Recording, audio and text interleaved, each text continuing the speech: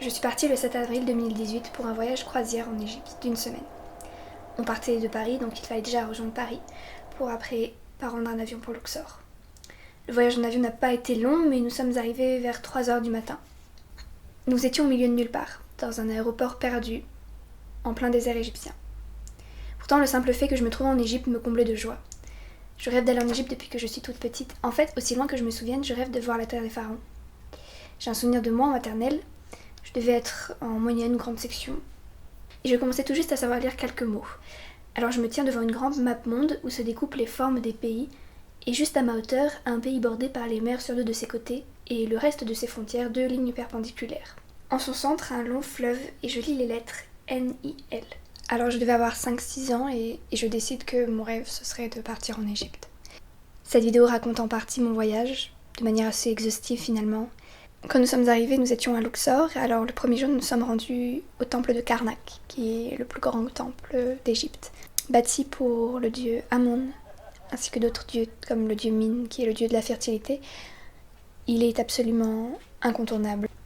C'est un temple absolument immense. Rien que pour faire le tour, on fait plusieurs heures. On y trouve notamment un obélisque, plusieurs obélisques d'ailleurs, parmi les rares qui restent en Égypte aujourd'hui. Beaucoup ont été perdus. Et l'obélisque que l'on trouve est celui de l'aréna Tchepsout. L'obélisque est extrêmement bien conservé. Quand nous y étions, c'était la fin de la journée et le soleil se couchait, ce qui donnait une ambiance absolument incroyable à ces lieux. L'allée des colonnes, avec des colonnes de plus de 30 mètres de haut, et sur chaque mur et sur chaque poteau, on retrouve des fresques en l'honneur de différents dieux. Le temple de Karnak est un lieu absolument magnifique, et de ce que j'ai pu voir, ça a été vraiment un de mes temples préférés, celui que j'attendais le plus. Il est absolument immense. Tout est surdimensionné. Tout est absolument magnifique. J'avais beaucoup d'a priori, j'avais peur d'être désenchantée vis-à-vis de toute la culture que j'avais pu avoir sur l'Égypte, que ce soit au niveau de la mythologie, du côté un peu mystique, magique. Et je n'ai pas été déçue. Au deuxième jour, nous nous sommes rendus, pour commencer, dans un lieu absolument à couper le souffle, au beau milieu du désert, se dressent deux colosses de pierre, des colosses de même nom, à peu près de 30 mètres de haut chacun, encore là et qui donne la sensation d'être là pour toujours en fait. Le temple de Ramsès III a été le lieu où on s'est rendu par la suite. C'est un lieu, là encore une fois, absolument magique, que le pharaon Ramsès III a construit en l'honneur encore une fois du dieu Amon. Il est recouvert de fresques, comme tous les temples, des fresques absolument splendides. On retrouve des scènes de bataille, des scènes de chasse, des scènes d'offrandes aux dieux, beaucoup d'offrandes.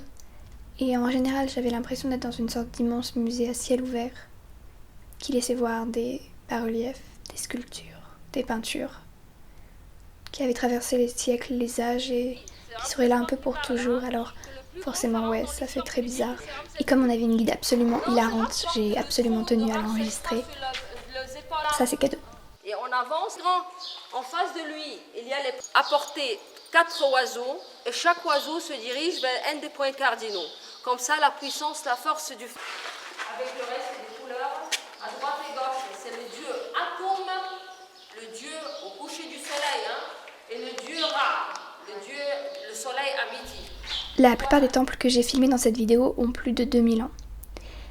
Alors autant vous dire que lorsque j'ai vu qu'il restait encore des peintures dessus, des pigments qui étaient restés crochés à la pierre, j'ai juste fondu.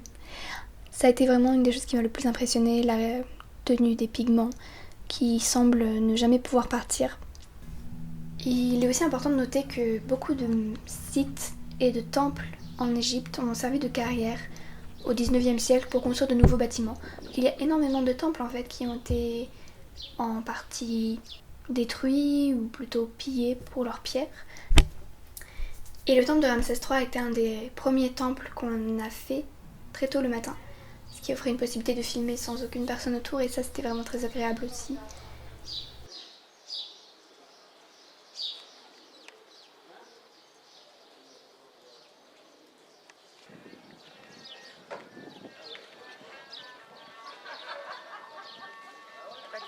Tu voulais boire un coup, toi?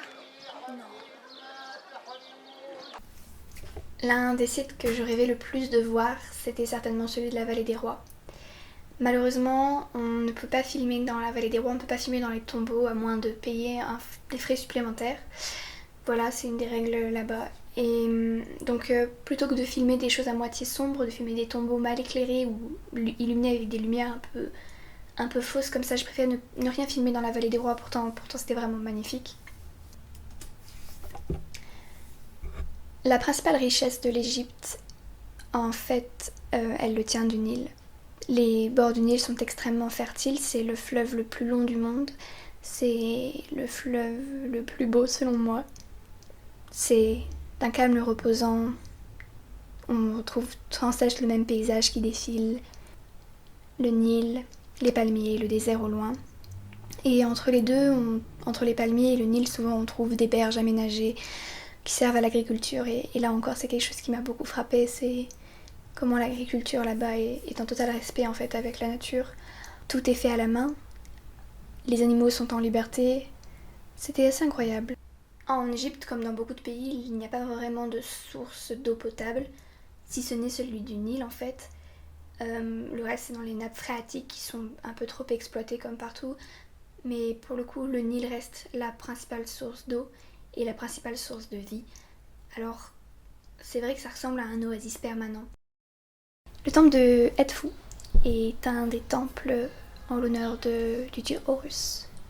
C'est un temple en l'honneur du dieu Horus, le dieu faucon, le dieu du soleil. Et les fresques sont absolument magnifiques. Il y a énormément de hiéroglyphes.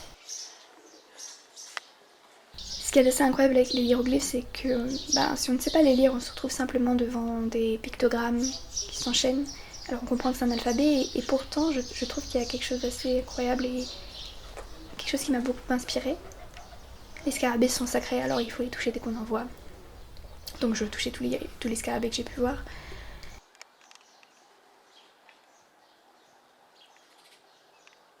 Pour ce qui est du dieu Horus, c'est le dieu protecteur. Son œil représente la santé, la protection, et en réalité il en a deux. Un de ses yeux est le soleil, l'autre la lune. Et c'est incontestablement un de mes dieux préférés. Et je n'ai pas du tout été déçue par son temple qui est absolument incroyable. Encore une fois. Un autre temple que l'on a vu de cette journée-là, c'est le temple de Komombo, qui est à la fois pour le dieu Sekhbek, le dieu crocodile, le dieu de la guerre, ainsi qu'un autre dieu dont j'ai perdu le nom. C'est gênant. C'est un temple qui est juste au bord du Nil, donc il suffisait de descendre du bateau sur lequel on était et en 5 minutes on se retrouvait dans le temple que l'on a vu en fin de journée. Et encore une fois, le soleil qui tombait sur les pierres était à couper le souffle. Ça, je crois que c'est la ville d'Assouan, qui est la ville la plus au sud et l'endroit le plus au sud où l'on est allé. Elle est juste à la frontière avec le Soudan quasiment. C'est là où l'on trouve notamment le barrage d'Assouan que l'on a visité également mais que je n'ai pas filmé parce que c'était pas forcément très intéressant. Mais plus particulièrement, il y a le temple de Philae qui est un temple sur une île qui a été placé dans les années 70 parce qu'il allait être submergé lorsque le barrage en fait d'Assouan a été construit, qui allait en fait faire monter le niveau du Nil en amont. Alors il a été déplacé. Donc tout ce que l'on voit là a été déplacé de 160 mètres. Et c'est encore une fois absolument grandiose. C'est un temple pour la déesse Isis, qui est la déesse de la famille, de la femme, de la féminité. Je me suis beaucoup amusée là encore une fois dans ce temple qui est très grand et très étendu. Qui laisse une vue absolument sublime sur le lac Nassa qui borde en fait le temple. Et dans l'une des chambres que je n'ai pas filmée de ce temple, on retrouve une énorme pierre en granit rose qui était une pierre sacrée qu'il fallait toucher. Et encore une fois aujourd'hui, elle est très émoussée et on voit qu'en fait elle a été énormément touchée. Car encore aujourd'hui en fait en Égypte, il y a certaines croyances qui restent et c'est quelque chose qui se sent assez, mine de rien. Enfin le jour numéro 4, je crois, c'est là que l'on est allé finalement le plus au sud de l'Égypte. Encore plus au sud qu'Assouan. On s'est rendu très tôt, à 5h du matin, ce qui m'a permis de voir le plus beau lever de soleil de ma vie, dans le désert du Sahara, en plein milieu, une énorme route qui traverse tout le Sahara pour arriver au temple d'Abou Simbel, qui est le temple fait en l'honneur du dieu Ramsès II, qui s'est divinisé en fait. Avant il était pharaon et en construisant ce temple il est devenu un dieu. Celle-là, encore une fois, c'est un temple qui a été déplacé de 60 mètres parce qu'il allait être couvert par les eaux. Et en fait, des architectes ont dû créer une autre montagne artificielle pour incruster le temple. Et encore une fois, c'est très dommage que je n'ai pas pu filmer en fait à l'intérieur du temple. Mais je pense que ça aurait pas rendu très bien vu la luminosité était très faible. Enfin, le dernier jour, on est retourné à Luxor et on a terminé par le jumeau du temple de Karnak. Le temple de Luxor est un temple au centre de la ville qui se trouve presque sur la place centrale en fait. Et il est à 2 km exactement du temple de Karnak et ces deux temples sont reliés par une allée de sphinx. Et la particularité de ce temple et ce qui m'a marqué, c'est comment toutes les époques communiquent en un seul lieu. On retrouve des colonnes qui datent de 3000 ans, de l'époque de Toutankhamon et de Ramsès II. On trouve aussi une église, on trouve aussi des mosquées et l'obélisque que l'on trouve à l'entrée de ce temple et le jumeau de l'obélisque qu'on trouve à Concorde, qui a été ramené en France par Napoléon, non, Louis-Philippe. Et c'est ici qu'on a terminé ce magnifique séjour, qui sera pour moi le plus beau voyage de toute ma vie.